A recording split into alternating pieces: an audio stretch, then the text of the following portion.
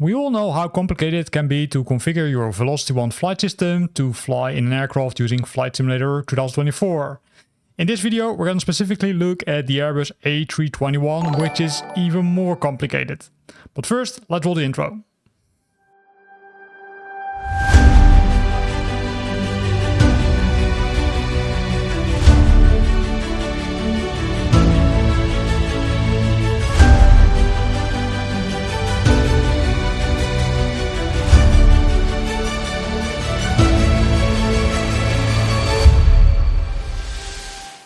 So we're in the cockpit of the aircraft, and to start configuring the VelocityOne Flight System, we need to go to the settings. So you can either press escape if you're playing it on the PC, or press that menu button on the Xbox controller if you're playing it on the Xbox, and then go to the settings. Inside the settings, go to the controls, where you will find all the controls. You will find the mouse, the keyboard, the VelocityOne Yoke, and also the VelocityOne Quadrant. Make sure that the VelocityOne Flight Yoke is selected, because that's the one which we're going to start with. So to start with, we're going to create a new profile. So by default, the default VelocityOne Flight Yoke 2024 transversal is selected, but we're going to create a new one because we want to simply create our own profile. There are two options. You either can select duplicate, which makes a copy of this profile, or you can select create. If you press create, it will create a blank profile. And now there's something super important which you need to understand, or keep in mind, I should say. And that's this name needs to be unique, because else it won't work. So you can either, let's say, choose the long name, right? So if we do it like this, and then A321, and then you can copy this name. If you're lucky. If you're unlucky like me, you can't do it. And then press OK.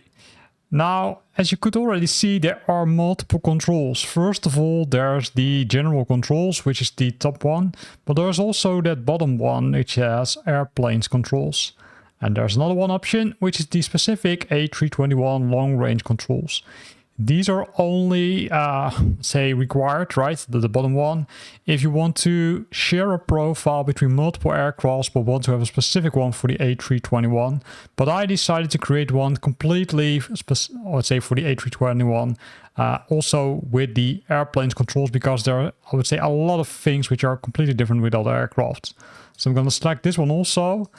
And now comes the culprit, because now you will need to understand that this name also needs to be unique. In the past, and I would say in the past, that's, I would say, pre-beta 2, it wasn't required as far as I could test, but now it is. So I called it AC from airplanes controller, sorry. And then I click OK, right? Don't click the apply to all aircrafts, doesn't make any sense, because we want to make sure that this one is only applicable to the A321. Once you've done that, you can continue.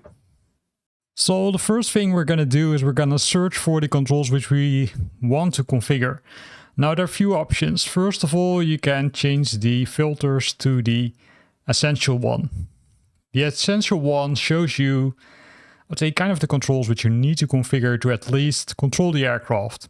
However, you will likely find out that there are some limitations, because there simply are not enough buttons on the joystick. So what we're going to do is we're going to go to, in this case, the flight control surfaces, where you will see the primary control surfaces. And this list is not too extensive. However, there are lists such as the secondary control surfaces, which are simply too long to, let's say, select the item. But for now, this is good to start. So first of all, we're going to select the elevator axis. That's the one which we want to configure. But before doing that, I want to explain this part, right? You can see here axis, but you also see here digital. And later on in this video, we'll also see analog. So the axis refers to the joystick axis, which means in this case the yoke, right? You can pull it forward, you can, I would say, pull it to you. That's what we call the axis, or left or right. Those are the axes from the joystick. But there are also buttons, and those buttons can be either digital or analog. It really depends on, I would say, the option which you have, depending on the joystick. For the VelocityOne Flight System, you will likely use the digital the most. However, the analog ones can also be used. So let's first configure the elevator. So to configure the elevator, we simply click it, and then you, I would say, pull the joystick to you, which will set it to the joystick L axis Y. For the ailerons axis, which means left or right, we're gonna move it left or right, and that will set it to the joystick L-axis X. Nothing special, as you can see. Now the second one is, I would say, a little bit harder, right? Because I would say the rudders can be controlled using multiple options, either the digital buttons or the axis. And this is where you sometimes, I would say, need to try some things out, because in some cases the axis simply works, but in some other cases it might not work. In our case, we can simply click the button and then press, for example, the LT button, which sets it to the L-axis Z. I know it's strange, you would expect that this would be a button, but for some reason Asobo and Microsoft decided to, let's say, mark it as an L-axis. Well, I do think it's incorrect, but hey, leave it like this and it should work. So now we configured already three controls, as you can see, right? Only the L-axis, so only the axis options, that's what we're going to use. Now we can simply close this one and we can open the second one. For example, you can say, hey, I want to configure the secondary control surfaces. That's an option which you can select. There are the decrease and increase flaps. I wouldn't do it on the yoke part. I would do it on the leveler of the quadrant, which I also will do. So I will skip this one as we speak. However, be aware that you can do it if you prefer to do that. So I'm closing this one and go to the next one, which is the control trimming surfaces. Here you will also see the options, but those will be bound to that nice, I would say, wheel, which is also on the quadrant part. So I'll also skip it for now. But what can we configure then on this part? Well, think of the brakes, right? The brakes are, I would say, kind of critical to use. And here we see that digital button popping up. You see the left brake axis, but that's not what we want. We want to use the left and the right brake. So for the left brake, I'm going to select the LB button. That's joystick button number 5. And on the right brake, I'm going to select button number 6, which is the RB. So always remember RB, right brake, LB, left brake. That's how I remember it. Other than that, we don't need to configure anything here because the other systems, we can do it later on. Now, besides the rudder, there's another important thing, and that's especially, let's say, important for the 321, but also for some other aircrafts. And that's the steering wheel. Need to search for steering, of course. Well, it was steering wheel. Likely it was then wheel. Let me double check. Normally it finds it. If it doesn't find it, then we likely need to change the filter. So let's do that. And that's what I say, okay, sometimes that essential filter works, but in some other cases it doesn't work. Let me search for nose again. Here you can see nose wheel steering axis. This is the one which you need to configure for this aircraft. And the reason why you need to do this, if you don't do this and only use the rudders, you will likely have a hard time, I would say, traveling around or taxiing around the airport. So I'll press this option and then press the L-axis Z. You can see now the number 1 appears, which means it's already bound to another function. And you can figure out which one it is by pressing the gear. And there you will see that it's also bound to the rudder axis. So that's how you can easily, I would say, figure that out. There is, however, another option, and that's by searching by the input. So let me show that also shortly. So if I remove the options over here, then I will get the full list.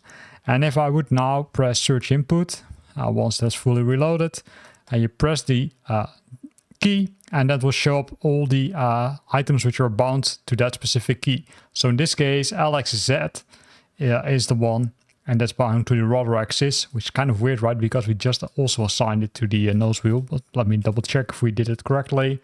No, it has removed it. So let's do it again.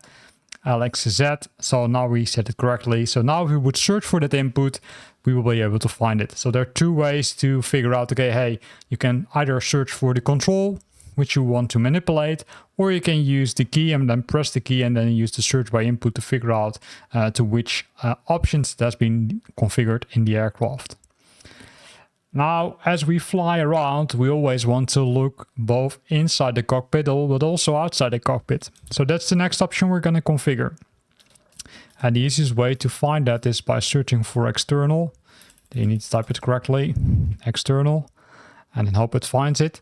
And then you will see a long list of items, including also items which are, let's say, not applicable. For example, you saw here also the external power system. But if you scroll down, you will find the option Cockpit External View Mode. And then you press that LB1 key. You can see it in the top of this video on top left, where I will mark it which button I'm pressing as we speak. And now we configure this so we can switch between internal and external view, right? Which makes it, let's say, really nice. Then of course we also want to sometimes move the view. And moving the view, I really refer to looking left, right, looking up, looking down. So to do that, we're going to search for view. And as you can see, this list is very long. So we're going to configure the quick views first. And the quick views are simply when you press the key or when you press the control, it will, let's say, look either right, left, up or down. But when you release it, it will return to the normal position. So that's the quick view up. I'm going to use POV number 2. Oh, press it again. Up, down, right, and left. Now you would expect that the other views, the views which are, I would say, simply looking right and left and stay in that view, will be also in this list. However, they're not. But I will explain to that later how to do that. So let's first, I would say, configure the same views also for the external view. And the reason you can also configure the same views for the external view is that you can only be inside the aircraft or outside the aircraft, right? You can't be, I would say, in both the same. So they won't conflict normally. So here we've got the external quick view left, right? So let's press the buttons again. And as soon as we do that, you can see the number 1. And the number 1 again means that it's conflicting with another setting, but in this case it's expected. So I'm going to continue until we're finished. And now we're, I would say, kind of done, right? So we don't need to do anything. This is cool. Now for the external view, there's another option which we, I would say, need to configure in a different step for the cockpit. And that's what we also can change the look left, right, up, etc. from this angle, but then for POV number 1.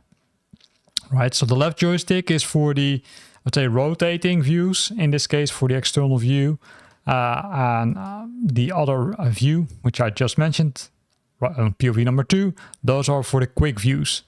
So make sure that you're selecting the correct ones, because you can see that there are multiple ones, right? View look down left, view look down right.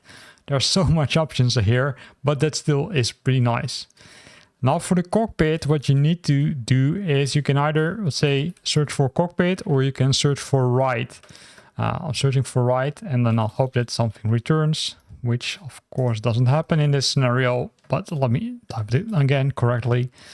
And then you can see that there also are a lot of options which go right. But here you will also see the cockpit look right. So might be easier to search for cockpit look. In this case, cockpit look. So here we go.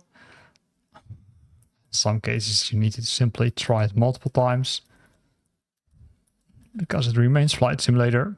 Cockpit look. And there we're going to configure the look down, look left, right, and up. So I'm going to start with up on POV number 1 again, right, left, and of course down. Now we configure the main views which we want to use as part of the joystick. But one of the things which I always like to do is reset the view. So if you search for reset, you can find all the reset options, assuming again that it will work. So let's type it again. Let's search for reset. And this is an extensive list. Normally, if it pops up the details. So maybe I should wait, reset, and then hit enter. Yeah, here we go. And if we scroll down, we can see the camera reset option, but you also have specific options such as the reset external view. And then we press the Bravo number 2 key. And I will do the same thing for the cockpit view, and also you can do that for the drone if you want to control it using this joystick. But I do control that one with a separate controller. Another video about that in the near future. So now we should have everything here set up correctly, but we still have those heads, right? Head number 1 and head number 2. And those can also be assigned, I would say, some nice options. So let's do that. So we're going to reset the view and then wait. And in the meantime, we're going to look at, okay, hey, what do we want to assign to that? Well, the first thing, according to the official manual, is that you can use head number 1 up and down to switch to the instrument views. Well, that's very useful because else you might need to, let's say, use the buttons, right? The shift number 1 up till number 0 to go to the different instrument views. But in this case, you can now, let's say, do that with your joystick. Of course, if you want, because this is optional and it's not, say, a hard requirement. So I'm gonna push it up, joystick button number 13, or down, joystick button number 15. And now we'll be able to scroll to the different views of the instrument views. So that's really nice. Now, of course, there's also the left and the right, and those will be assigned to the aileron trim. So I'm gonna search for aileron.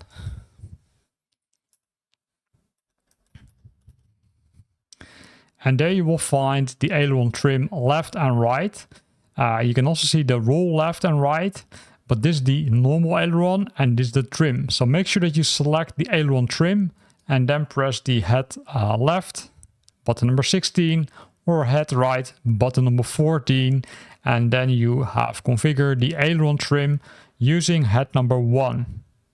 Now there's also head number 2. Head number 2 is a little bit special because head number 2 has the up and down, and they are officially assigned to the camera and systems modifier. But I would say I would leave it up to you which one you or which option you want to assign to those buttons. It's not, I would say, because if you would search for that, right, you won't find anything useful. So let's go to the rudder trim left on head number 2. Press left, of course, which refers to button number 20, and rudder trim right, and then refer to button number 18. So in this case, we can, I would say, also adjust the rudder, right? We can say rudder trim. We can do that easily using the joystick, but there are still some buttons left, of course, and those are the buttons A, B, X, and Y, and you can configure them. But it's, I would say, it's optional, right? So it's really up to you. So what the official manual from Velocity says, or from Turtle Beach says, is that button number A is referred to the toggle or is assigned to the smart camera option. So search for toggle smart camera, then press A, and that's joystick button number 1. Then we've got joystick number B, which likely is, I would say, the button number 2, and they assigned the reset view also to that one. But again, I will leave it up to you if you want to do that. In my case, what I did is I assigned the checklist. So if you search for checklist, you can assign it. Based on some testing, I don't think it works in Flight Simulator 2024, to be honest. Because there you've got the EFB, so you likely need to have the EFB open until that button works. Then, of course, button number 3, or that's referred to, what is it? The X from X-ray, or the X from Xbox, and then say display the ATC. And last one, what has been assigned to that one? Well, let's have a quick look at the reference manual, and that says display, correction, the button X-ray needs to be assigned to the nav lock. So let's correct that. Nav lock, here we go. This is X, X set, and then you will see the number 1, but that makes sense. And then search for ATC and then assign that. Oh, here we go again. ATC. This is my day, right? It simply is not working always the way I want it. I say ATC. Let's wait. ATC, enter, and now change this one to the Y from Yankee, which refers to joystick button number 4. So now we set up, I would say, most of the joystick controls, right? So it's always good to test in between. So keep that in mind. So you could press escape and then simply start testing out some things. For some of the items or some of the buttons, the aircraft, of course, needs to be started. So keep that also in mind. Now we did this, we can continue with the quadrants, right? So let's select the quadrant in this case, and let's continue with that one. So the quadrant is a kind special because let's say it contains a lot of buttons, a lot of levelers, and not all of them will be used right for this aircraft. So first of all, we're going to create a new profile, and we call it VelocityOne between brackets quad, and then A321, and then hit OK. And you need to configure also a new profile for the airplane control. So let's do that also. And don't worry if you made a typo, just as I did, right? I will show you how to fix that. VelocityOne quad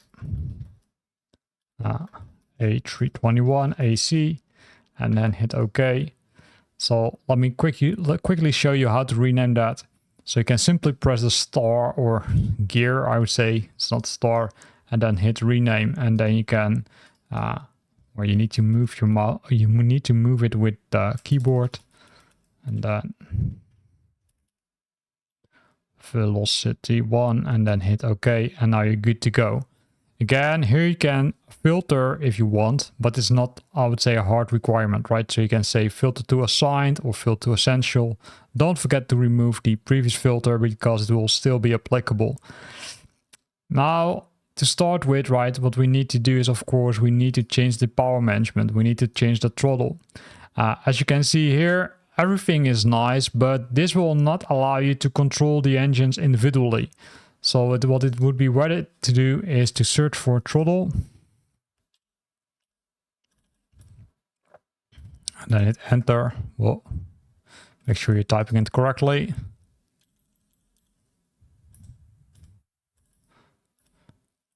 But as you can see, it doesn't show anything. And the reason for that is that there's no, I would say, throttle engine number 1 and 2 in the essential ones. You need to set the filters to none and then search again, right? That just shows you that you can't find it. And if you search for throttle, you will now find a lot of options, including the throttle 1 axis, which is the one we need. And that's the second leveler, right? And we simply move that one up and down and it will work. It could be that you say need to make a small adjustment by pressing the gear and then selecting the set inverted axis. So try it out. Once you configure this and you see that the leveler doesn't move in the correct, I would say, way, then set this option and then you should be good to go. In my case, I needed to set this one for some reason, so I will also do it now. And I will do the same thing for throttle 2 axis, and I will move the third one, and now everything should be okay. Now, besides that, of course, we've got 2 other levelers. One for the flaps, so let's search for flaps. Hit enter again, and there we see the airplane's axis. So we're going to remove the flaps. You can see that's the 4th leveler, and we don't need to revert this one, because this one, if it's, to say, completely put to the top, then it will be flap 0, and if you put it to you, then it will be flaps full. So that's now okay. Now the 4th leveler, of course, is also really important, because we also need to assign something to it, and that's the spoiler. It's the spoiler axis. So let's search for spoiler, and then select it, and then also move it around. And this case, it has assigned to this one, and you also don't need to, I would say, reassign anything to this. You don't need to change or inverse the axis, because it will work likely pretty well. Now all those levelers have been configured. There's also, of course, that, I would say, trim wheel. Everybody hates it because it does not work always. And that's something which you can, of course, configure. It's the elevator trim. So if you search for trim, you will find the elevator trim axis. And I do think it's this one. So I'll press it and then move the, I would say, trim wheel. In some cases, you need to try it multiple times. You also could see it in other videos which I created, because it doesn't work always 100% perfect in some scenarios. I'm also not sure why not, but here you can see eventually it has configured it to joystick slider X. So now you can use the trim wheel to control the trim axis. Now, of course, there's some other buttons, right? Buttons number B3 up to B12. So B3 is normally to start the engines, And it's really, of course, up to you if you want to do the same. If you want to make it yourself or your life easier as a pilot, then you can use the auto engine start, and you can press the 3 button, or the B3 button, sorry. Here you go. But then you also likely want to map it to the engine stop. However, you need to be a bit careful with this because I didn't test it completely yet. But likely it will not work in combination if you assign to both auto engine start and stop. But might work, right? You can try it, of course. So let's give it a try, right? So let's do it. So here we go. So we can also test it. Now we also need to remove the parking brakes, right? Parking brakes, really important. If you don't remove them, parking brakes.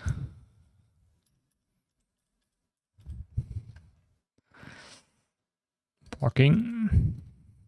Set the parking brakes, that's the one we need. Or you can say toggle parking brakes. To be honest, I set the toggle parking brakes because the set parking brake is simply setting it, which means, okay, hey, it's on and it won't switch off. While the toggle one allows you to switch it on or off. This is joystick button number 2, which refers to button number 4 or B4 on the quadrant. Now, of course, we've got a lot of other options, such as, let's say, for example, the B5 button. According to the manual, it should be assigned to the auto throttle. And that's the arm auto throttle. So we can do it. We can press the B5 button, which refers to joystick button number 3. And you can also set it to reverse throttle, right? Reverse throttle, reverse. Because this aircraft can, let's say, draw, let's say, in the opposite direction. Works pretty nice if you configure it correctly. And come on, why doesn't it find it? Let me wait a while and then search again. Let's see if it works. Reverse, here we go again. And there you will find the toggle propeller reverse thrust, but you don't need that one because these are propellers. You need to select one of the bottom ones. Either hold throttle reverse thrust or toggle throttle reverse thrust. The difference is if you press hold, you need to keep the button pushed and then move the thrust or move the leveler. If you select this one, you simply press it once and then it will go into the correct direction. However, based on testing, I don't think you need this one in this aircraft, but because there's another way to do this. But let's keep it in line with the manual. Let's keep it like this. Now, of course, we've got much more buttons, such as button number 7 and 8. So button number 7 and 8, they're normally used for the flaps. But since we configured the leveler, I was thinking, okay, hey, it really does make any sense to configure these buttons. So I leave it up to you to which options you assign to button number 7 and 8. If you've got an ID, then post in the comment box in this for this video, right? If you've got some good IDs, because everybody can learn from each other. So up to you. Then we've got button number B9, and B9 is also an important one because it's the autopilot master switch. And if you search for autopilot, you will find a long list. And one of those buttons is the autopilot master button. Of course, you can also search for autopilot master. Makes it easier because you can see that this list is, I would say, pretty extensive. Of course, you can also, let's say, search manually to it like I'm currently doing. So autopilot. Well, let's add master in this case.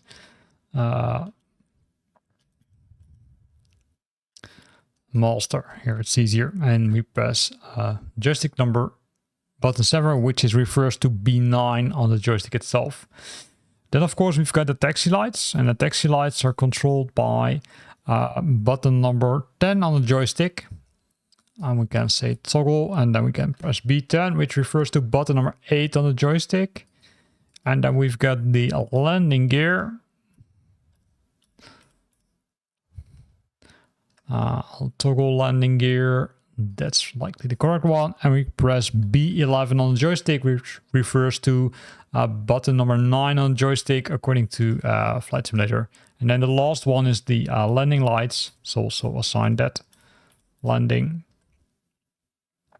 lights, toggle landing lights, that's the one we need, and then press B12, which refers to joystick button number 10. Now, of course, those buttons number 7 and 8 are unassigned, so you can configure it with anything you want. But there also are some other tricks. So if you need more than those, I would say 10 buttons, what you can do is press combinations. And I will show it, say, very quickly with an example. So let's assume that you want to, well, let me search for light. Let's assume that you also want to set the beacon lights. What you can do is press this option and then, for example, press keys number B9 and B10. And then you will see that you will now have two buttons assigned. Button number 7 plus button number 8. If they're both pushed together, that will set the beacon lights, right? So in my case, I want to delete it, so I'm going to delete it again.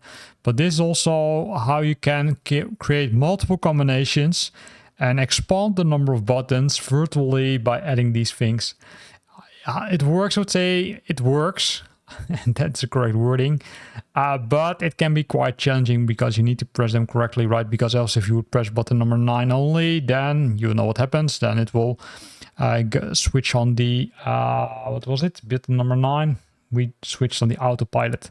So it's kind of critical that you decide which buttons you want to use for this, but still, okay, cool.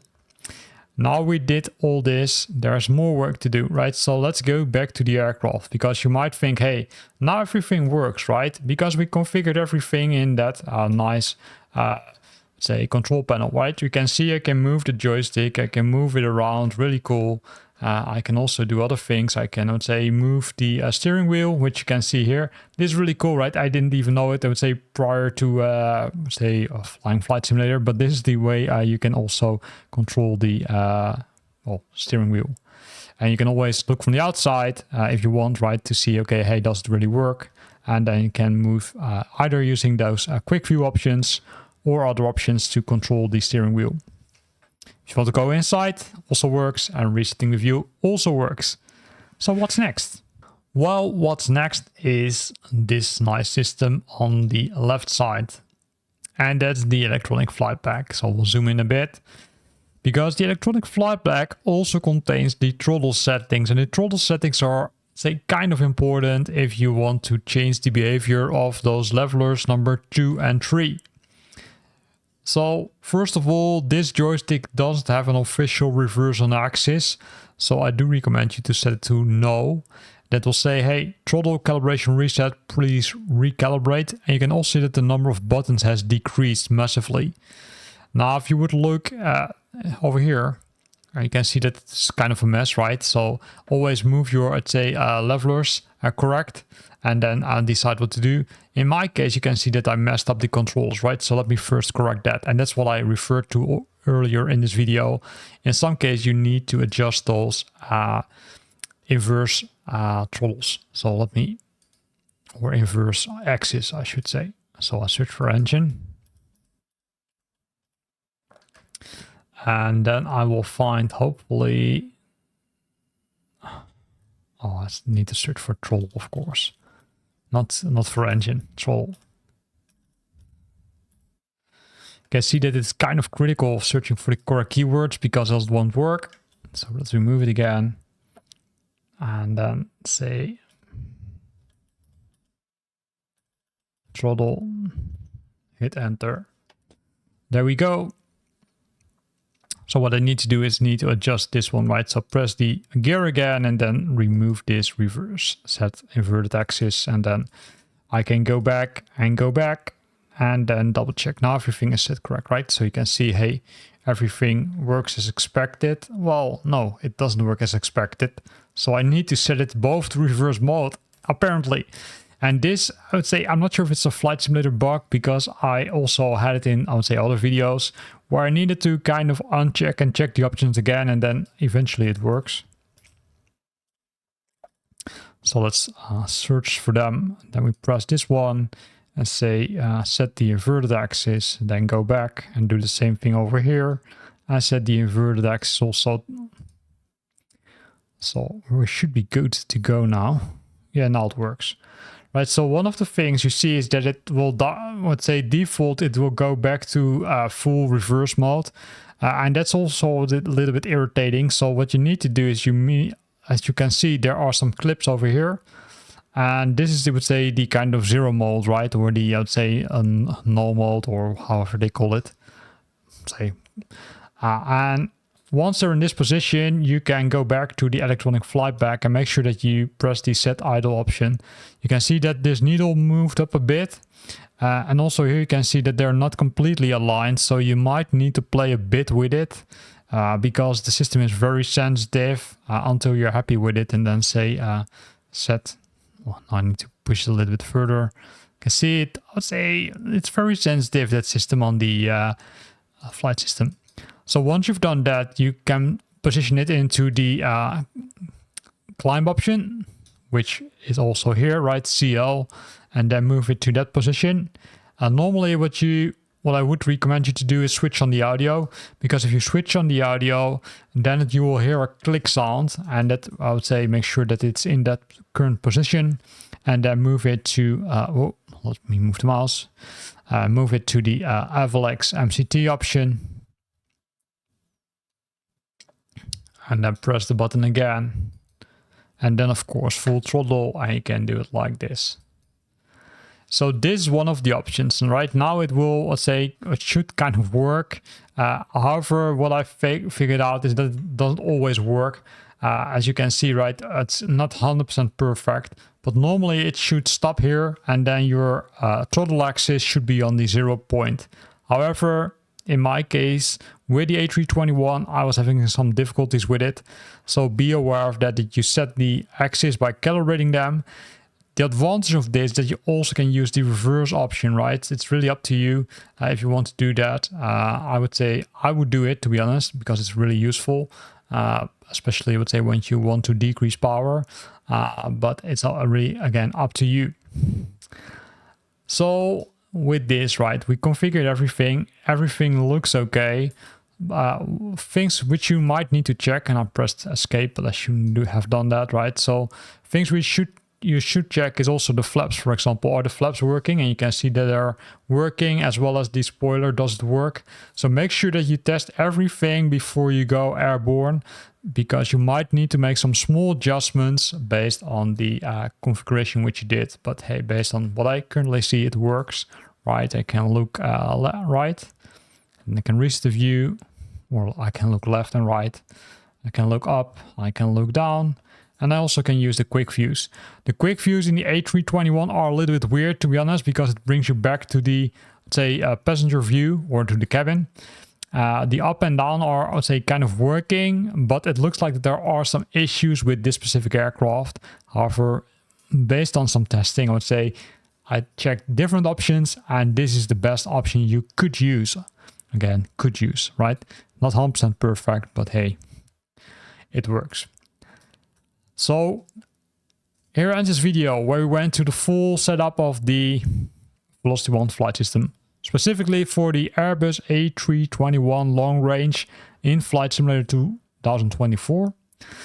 I hope you liked it. If you got some other suggestions about other buttons or other controls which you would say would like to understand, hey, how can I configure this or that, then please leave a comment below this video and I will have a look at it and we'll come back to your question.